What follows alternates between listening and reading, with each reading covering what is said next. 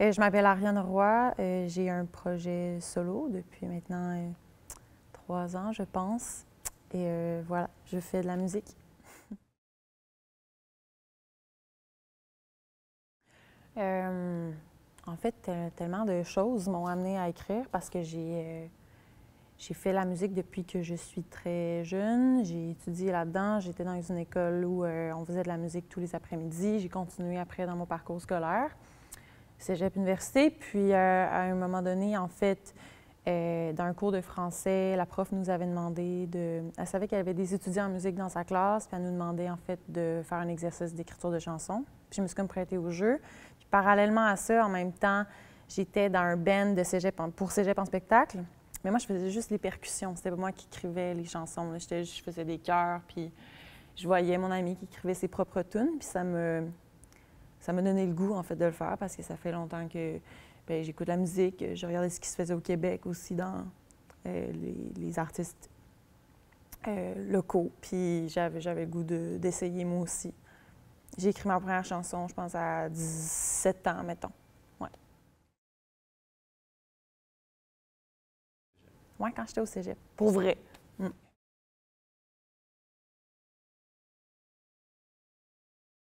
Je suis pas tant une grande lectrice. Tu sais, j'aime la littérature. J'étais plus, à la limite, j'étais plus une grande lectrice très jeune. Genre, au primaire, je lisais beaucoup. Tu sais, je lis moins maintenant. Je m'y intéresse beaucoup. Tu sais, j'aime ça aller dans les librairies, regarder les nouveaux recueils de poésie qui viennent de sortir. Mais je suis pas autant assidue que j'aimerais l'être. Je sais pas si j'aimais mes cours de littérature au cégep. Tant qu'à ça, j'aimais autant mes cours de philo, beaucoup. Puis bon, peut-être que ça faisait partie de mon inspiration, c'est dur à dire. J'ai l'impression que je suis plus allée puiser mon inspiration vraiment dans la musique que j'écoutais à ce moment-là, plus, je dirais. Ouais.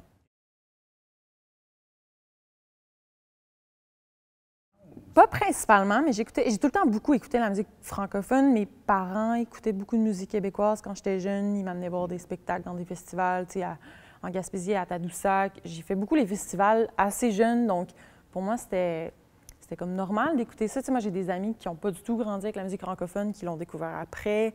Pour eux, c'était plus de la... Mais en même temps, moi, c'était plutôt l'inverse. Au secondaire, là, je découvrais la musique anglophone, puis là, je m'ouvrais à d'autres horizons. Mais ça a tout le temps fait partie quand même de mon background, c'est sûr que ça a tout le temps été présent. Puis c'était pas tant cool au secondaire, écouter de la musique en français. Et je pense aussi qu'à un moment donné, dans mon entourage, souvent j'entendais des gens dire tu sais, je sais pas, c'est moins bon ici ce qu'on fait, ça sonne bizarre. Puis c'était un peu, ça me désorientait un peu parce que moi, j'avais pas eu ce rapport-là, en fait, à la musique francophone. Fait que là, c'est ça, j'essayais d'être cool puis d'écouter ce que le monde écoutait aussi. Puis c'était correct parce que j'ai découvert plein de choses vraiment le fun. Mais ouais, j'ai tout le temps eu ça dans mon bagage musical puis dans ce que j'écoute. Il y a tout le temps eu un intérêt pour ce qui se faisait, du moins beaucoup au Québec, en français.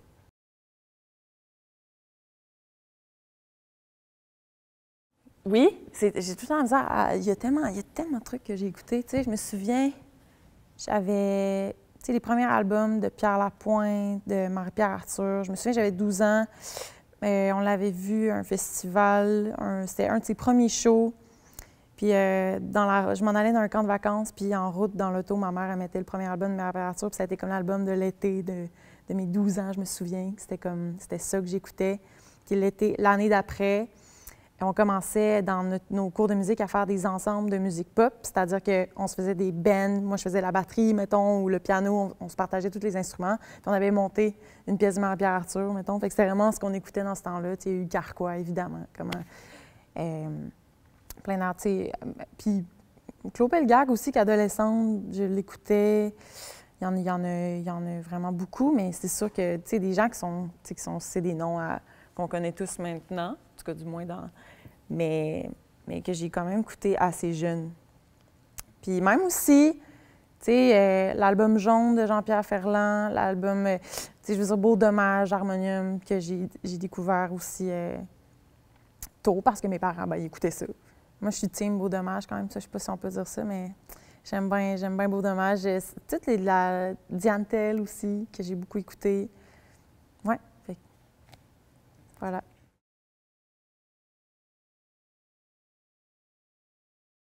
Ça dépend. Avant, je commençais beaucoup par les textes, puis je me suis rendu compte que c'était une habitude. C'est un peu par habitude, j'avais tout le temps fait ça de cette manière-là. Puis à un moment donné, j'ai décidé que ça me limitait beaucoup de commencer par le texte puis de mettre une musique après dessus. Puis je trouvais que ça me formatait dans plus de la chanson folk, plus de la chanson. Puis à un moment donné, j'avais le goût d'être plus dans la pop ou de... Mais pas nécessairement, je dis un style musical, ça n'a pas rapport en fait parce que je voulais juste en fait, quand j'avais une idée d'un riff musical, d'une progression harmonique, et je voulais pas que ça soit restreint par le texte que j'avais préalablement. Je sais pas comment est-ce que je veux dire. Fait que j'ai décidé à un moment donné de faire autrement, de même faire du yaourt qu'on appelle, ça veut dire tu jammes une chanson, puis là, tu commences à faire « Yeah, tu fais comme une langue inventée, puis tu mets des mots dessus après. Puis ça amène tout le temps ailleurs dans ta musique, puis dans ce que tu vas créer au final. Fait que j'aime bien mélanger les deux, mais je dirais que ça a été nouveau pour moi. C'est nouveau, ça fait pas longtemps que j'ai commencé à faire ça.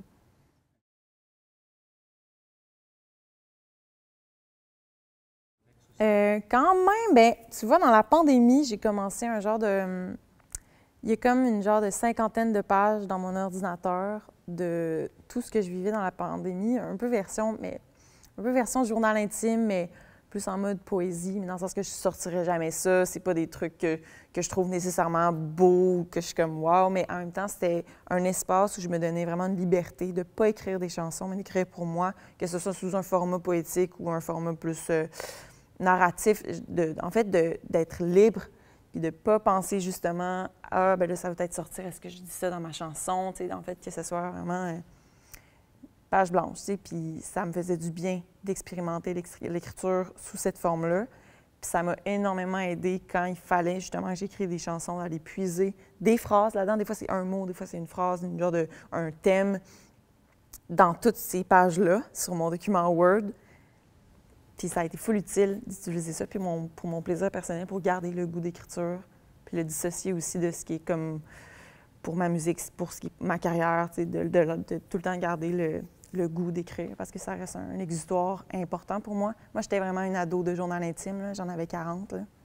Et j'ai l'impression que ça ne m'a jamais quittée. Tu sais, j'ai tout le temps le goût d'aller écrire pour...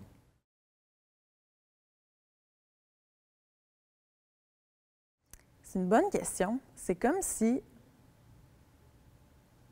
Tu sais, je me suis pas posé, je me suis pas dit à un moment donné dans ma vie, moi, je vais chanter en français par conviction politique, non, dans le sens que c'était comme une évidence parce que je maîtrise mieux la langue française. Mes idées d'écriture ou de poésie, si je peux dire, sont en français. C'est comme ça que naturellement ça me vient. Fait que pour moi, c'était évident que j'allais faire ça comme ça. Je trouve que c'est extrêmement riche, la langue française. Mais en même temps, c'est un langage musical, ça a une phonétique, ça a un son, le français.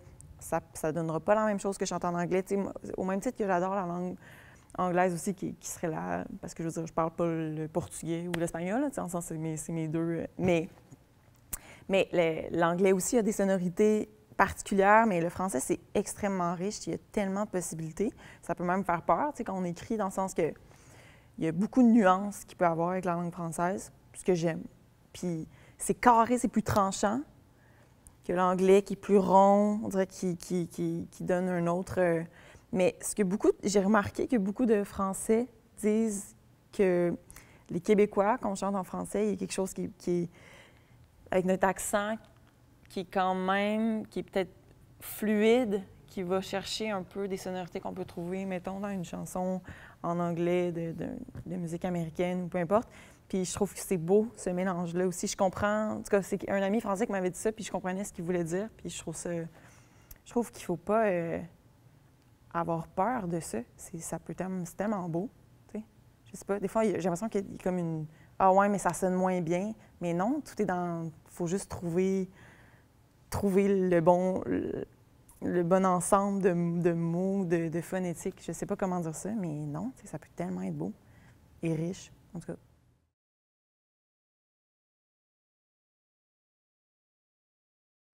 Je retravaille beaucoup, mais le premier jet, des fois, c'est quand même...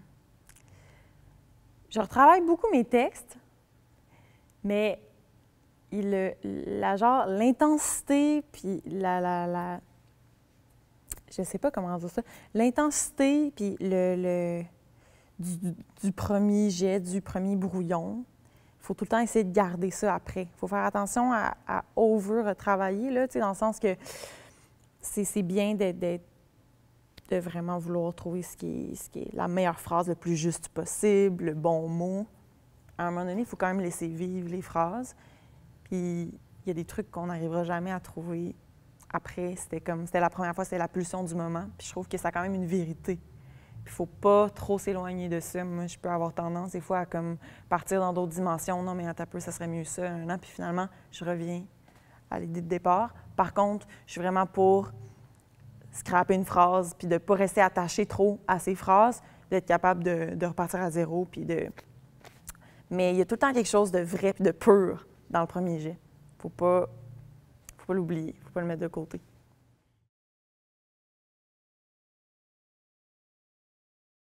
Oui, oui, tout à fait. Oui, oui. Ouais. Je dirais autant la sonorité est importante, puis le sens, oui, oui, c'est sûr que ça a une importance pour moi, puis il y a des fois aussi que... Moi, j'ai remarqué que quand tu chantes un texte à quelqu'un pour la première fois ou tu fais entendre une de tes chansons, une maquette à quelqu'un, quand ça vient tout juste d'être écrit, c'est frais, frais, frais, les phrases que tu chantes vraiment moins fort ou que, mettons, quand tu le fais écouter, mettons que c'est un enregistrement, tu fais comme « Ah non, mais ça, je vais le changer. » là. Ça parle... On dirait que quand on fait écouter pour la première fois, on sait tout de suite qu'est-ce qui ne fonctionne pas. Puis tu sais, qu'est-ce que tu vas chanter de façon moins assumée, qu'est-ce que tu vas faire, genre... Puis après ça, tu vas vraiment prononcer bien. Tu vois ce que je veux dire? Genre, ça parle, ça. Genre, on dirait que ça nous met plus l'heure juste sur « Ah, finalement, ça, si je l'assume pas ou si je dois l'expliquer ou le justifier plein de fois, c'est pas assez clair, tu sais. » Un texte, c'est quand même important pour moi. Il faut que tu sois capable de tout... Que ce soit clair, que tu peux tout expliquer sans avoir à le justifier à répétition. Je sais pas, il faut que ce soit quand même limpide.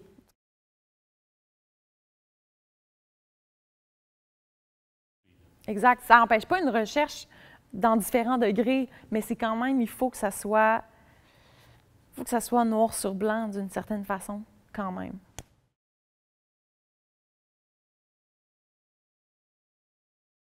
Hey, mon Dieu, je suis tellement pas toujours en période de création. C'est fou comment, des fois, je peux être 3 mois sans écrire une ligne. Puis j'ai l'impression qu'il faut que je me nourrisse avant que ça sorte. J'ai l'impression que moi, pour écrire, il faut que je sois en train de vivre des choses, que je sois en train de gober la vie, là. Je sais pas. Je suis en train de vivre les choses. Après ça, j'ai l'impression que je vais avoir quelque chose à dire, puis que, OK, c'est le moment, il faut que ça sorte. C'est pas nécessairement une bonne habitude. Il y a des gens qui c'est comme non, il faut écrire à tous les jours. Tu sais, pendant que j'étais en période de création, pendant l'album, j'essayais d'écrire à tous les jours, mais je te dirais qu'en ce moment, ça fait longtemps que je l'ai fait.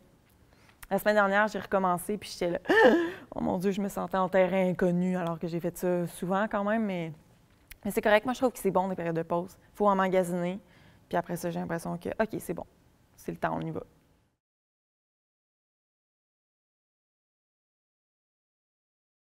Dernièrement, j'ai comme eu un trip j'ai regardé beaucoup de films. Puis c'est fou, mais ça a fait déjà son effet parce que le dernier film que j'ai vu, c'est ça qui m'a donné le goût de...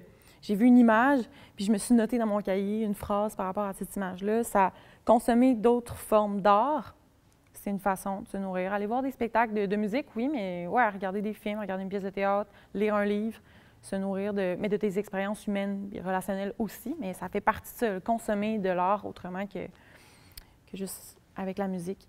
Ouais.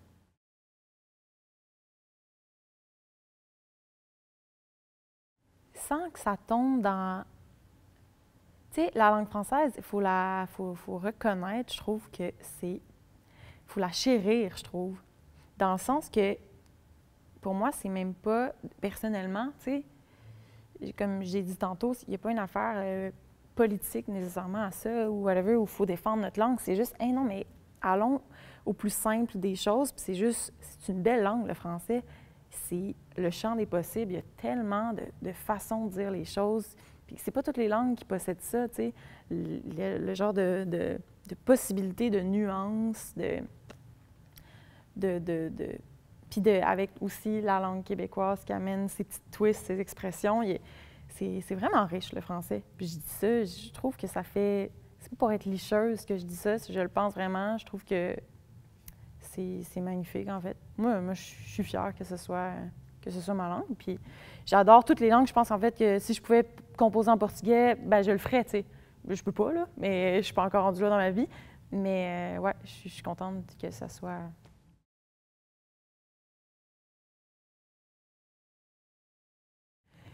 En fait, la création de ce deuxième album s'en vient, tranquillement mais sûrement. Il va y avoir un deuxième album, c'est sûr, mais je suis encore en train de voir, OK, qu'est-ce que j'ai à dire, autant dans mes mots, musicalement. Mais oui, là, on est en train, en fait, de faire le spectacle de Médium Plaisir qui vient de sortir. Mais je pense beaucoup à ça ces temps-ci. Puis oui, c'est sûr qu'il va y avoir le deuxième album qui sera à venir.